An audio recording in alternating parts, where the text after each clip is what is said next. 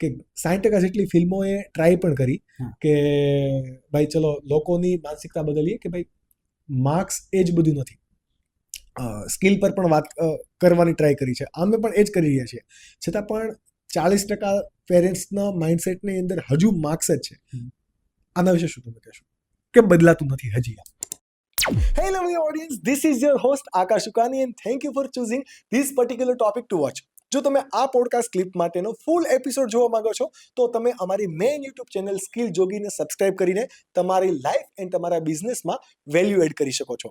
આવી અવનવી podcast clip every Monday, Wednesday and Friday જોવા માટે જો તમે કદાચ આ અમારી યુટ્યુબ ચેનલ સ્કિલ જોગી ક્લિપ પર નવા છો તો પ્લીઝ અમને સબસ્ક્રાઇબ કરો અને નોટિફિકેશન માટે બેલ આઇકન પ્રેસ કરો. અને જો તમે ઓલરેડી આ બેલ આઇકન પ્રેસ કરીને સબસ્ક્રાઇબ કરી દીધું છે then enjoy the video.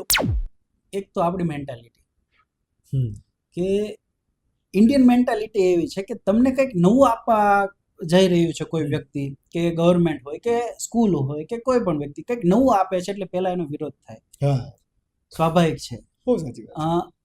હું ફિનલેન્ડ વિઝિટ કરેલી મેં 2019માં. ઓકે, ફિનલેન્ડનું એજ્યુકેશન એ પ્રાઇમરી એજ્યુકેશન વિશ્વમાં ફર્સ્ટ નંબરમાં આવે છે. ફિનલેન્ડનું એજ્યુકેશન ડેફિનેટલી. તો ફિનલેન્ડમાં એવો કોન્સેપ્ટ છે કે તમારા સ્ટુડન્ટને 7 વર્ષ લગી તો સ્કૂલમાં મૂકવાનો નહીં. ઓકે, 7 વર્ષ પછી તમે જે સ્કૂલમાં મૂકો છો તો હવે સ્ટુડન્ટને કયા મીન્સ ક્યાંથી નથી આવડતું, એનું માઇન્ડ ક્યાં અટકે છે, ત્યાંથી એને એજ્યુકેશન આપવાની શરૂઆત થાય છે અને એ લોકો એક્સેપ્ટ કરે છે. આપણે અહીંયા પેરેન્ટ્સ એડમિશન લેવા આવે છે, જેમ કે મારી સ્કૂલમાં એડમિશન લેવા આવે છે. હવે પેરેન્ટ્સ એજ્યુકેટેડ છે કે નોન એજ્યુકેટેડ છે, બંને હોય છે. તો એમાં સૌથી પહેલા ડિમાન્ડ કરે છે તમે કઈ બુક યુઝ કરો છો, તમે સ્ટુડન્ટને શું ભણાવવાના છો એ અમને બુકમાં આપો. અમે સિલેબસ જોઈએ, સિલેબસ જોઈને પછી એડમિશન લઈએ. ઓકે, મતલબ આ પેરેન્ટ્સની જ આવી એક પ્રકારની ડિમાન્ડ છે. ઓકે, હવે જો તમે સિલેબસ નથી બતાવતા અથવા તો તમે કઈ બુક યુઝ કરો છો કે એને ડિટેલમાં વાત નથી કરતા તો એ પેરેન્ટ્સ સ્કૂલમાં એડમિશન લેવાનો નથી. એટલે એક નવું શીખવાની જે ઈચ્છા છે એ આપણા યુથમાં નથી હજી. કેમ કે મારા ફાધર કે તમારા ફાધર અથવા તો જે ઓલ્ડ જનરેશન જે છે એ જે રીતના ભણીને આવી છે અથવા તો આપણે જે રીતના ભણીને આવ્યા છે, નેક્સ્ટ જનરેશન ડિમાન્ડ એ જ કરે છે, અમને એ જ કરાવો. એક્ઝેક્ટલી. નવું, હા, અત્યારે તમને ખ્યાલ છે પ્રેક્ટિકલ બેઝ એજ્યુકેશનનો સમય ચાલે છે. ખરેખર પ્રેક્ટિકલ બેઝ એજ્યુકેશન તમારા મંતવ્ય પ્રમાણે શું? પ્રેક્ટિકલ, હું જો એક ઉદાહરણ સાથે સમજાવું તો જે ધોરણ 10 ની અંદર પણ આપણે જોતા હશે કે ભાઈ ઇલેક્ટ્રિસિટી, બરાબર, કે ઇલેક્ટ્રિસિટીની અંદર એનોડ કેથોડ હોય પણ રિયલ લાઈફની અંદર એ લાલ છેડો, લીલો છેડો, કાળો છેડો આ બધું છે. આપણે થિયરી ભણી જાણીએ છીએ કે આની અંદર કેટલો વોલ્ટેજ આવશે વગેરે વગેરે, બટ જ્યારે રિયલ લાઈફની અંદર આવે ને ત્યારે આપણને કહેવાય કે એક પિન તૂટી ગયું તો એ પેચ્યા વડે કઈ રીતે ફિટ કરે ને એ નથી ખબર, કે એનોડ કેથોડ ક્યાં જશે, કે અર્થિંગ ક્યાં જશે, આ નથી ખબર. તો ધેર ઇઝ ધ ડિફરન્ટ કે પ્રેક્ટિકલ એજ્યુકેશન લોકોને ખબર જ નથી અને થિયરી એજ્યુકેશનની અંદર આપણે બહુ આગળ છીએ. અત્યારે જે પ્રેક્ટિકલ એજ્યુકેશન જે માર્કેટમાં ચાલે છે, મીન્સ લોકો જે કહે છે પ્રેક્ટિકલ એજ્યુકેશન આપતી હોય ત્યાં એડમિશન લેવું છે. ઓકે, પ્રેક્ટિકલ એજ્યુકેશન અત્યારે લોકોના મગજમાં કેવું છે કે મારા છોકરાને જે રમાડે ને ત્યાં એડમિશન લેવું છે, એને પ્રેક્ટિકલ એજ્યુકેશન ના કહી શકાય. પ્રેક્ટિકલ એજ્યુકેશન એટલે તમારા સ્ટુડન્ટની બુકમાં કે સિલેબસમાં જે વસ્તુ, જે પોઈન્ટ, જે ટોપિક આપેલો છે એના રિલેટેડ તમે એ સ્ટુડન્ટને દુનિયામાંથી એ વસ્તુ કઈ રીતને છે, હાલમાં એ વસ્તુ ક્યાં છે, અથવા તો એને પોસિબલ હોય તો એની વિઝિટ કરાવો.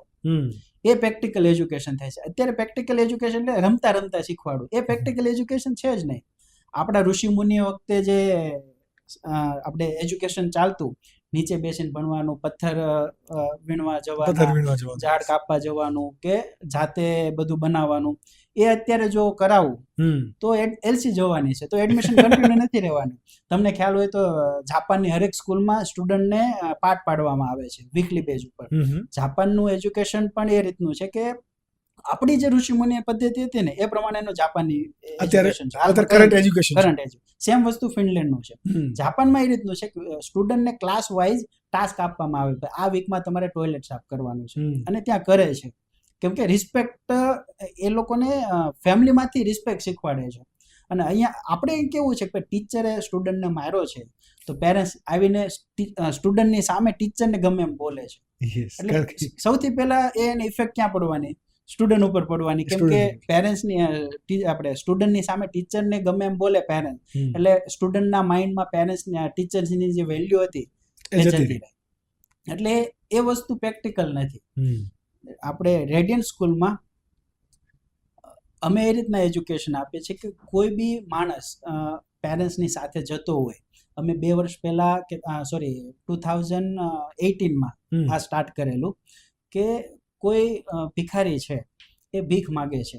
હવે મમ્મી સાથે છોકરો હાથ પકડીને જાય છે, તો મમ્મી એને કહે જો તું ભણીશ નહીં ને તો આની જેવું કરીશ. હમ. અમે એનો ફોટો બનાવેલો અને સાથોમાં એને ક્રોસ આપવાનો, અને બીજો ફોટો એવો બનાવેલો કે જો તું સારું ભણીશ ને તો આના માટે કંઈક કરી શકીશ. હમ. આ લેવલનું education the Radiant International school આપે છે. મતલબ ડિફરન્શિએટ ઘણું બધું differentiate. કરે છે. કેમ કે એ નાના બેઝિક લેવલથી આપણે પેરેન્ટ્સને સમજાવવું પડશે. સૌથી પહેલા પેરેન્ટ્સને એજ્યુકેશન આપીએ ને પછી સ્ટુડન્ટને આપી શકાય. એક્ઝેક્ટલી.